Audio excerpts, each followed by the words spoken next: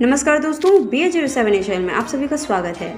तो दोस्तों, मूसलाधार बारिश के बीच फ्लाइट पर सवार हुए यात्रीगण। जी हां दोस्तों, मूसलाधार बारिश से गुरुवार की दोपहर दिल्ली एवं बेंगलुरु तक की यात्रा करने दरभंगा एयरपोर्ट पहुंचे यात्रियों की कड़ी परीक्षा ली। एयरपोर्ट के बाहर ही सड़क किनारे वाहनों की पार्किंग की व्यवस्था रहने से यात्रियों को अपने लगेज के साथ भीगते हुए टर्मिनल तक पहुँचना पड़ा। एयरपोर्ट परिसर में वाहनों की पार्किंग की व्यवस्था नहीं रहने की वजह से यात्रियों को काफ़ी परेशानी भी उठानी पड़ रही है।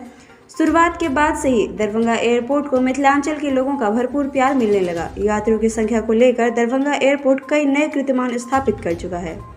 गुरुवार को भी दरभंगा आने व जाने वाली 14 फ्लाइट से 1959 यात्रियों ने सफर किया।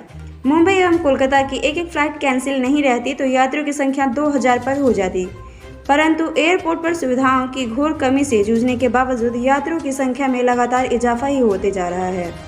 दरभंगा एयरपोर्ट परिसर में पार्किंग की व्यवस्था नहीं रहने से यात्रियों को सबसे अधिक परेशानी उठानी पड़ रही है।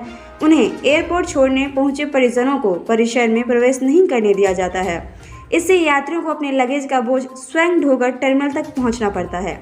यात्री की संख्या के सामने टर्मिनल छोटा पड़ गया है और इस वजह से कई सारी फ्लाइट के एक साथ पहुंचने पर वहां अफरा तफरी मच जाती है। लोगों का ऐसा कहना है कि दरभंगा एयरपोर्ट का त्वरित विकास बेहद जरूरी है। इस संबंध में एयरपोर्ट डायरेक्टर मनीष कुमार ने कहा है कि गेट के बाहर सेट निर्माण का काम चल रहा है। यात्रियों की सुविधा के लिए NH से टर्मिनल भवन तक नया रोड बनाया जाएगा और इससे मुख्य सड़क से टर्मिनल भवन की दूरी घट जाएगी। जल जमाव एवं बारिश का मौसम खत्म होते ही सड़क निर्माण का भी काम शुरू हो सकेगा। तो ये था हमारा आज का अपडेट और इसी के साथ हम मिलेंगे आपसे साथ ही दरभंगा जुड़ी तमाम खबरों के लिए आप हमारे चैनल को सब्सक्राइब कर लें।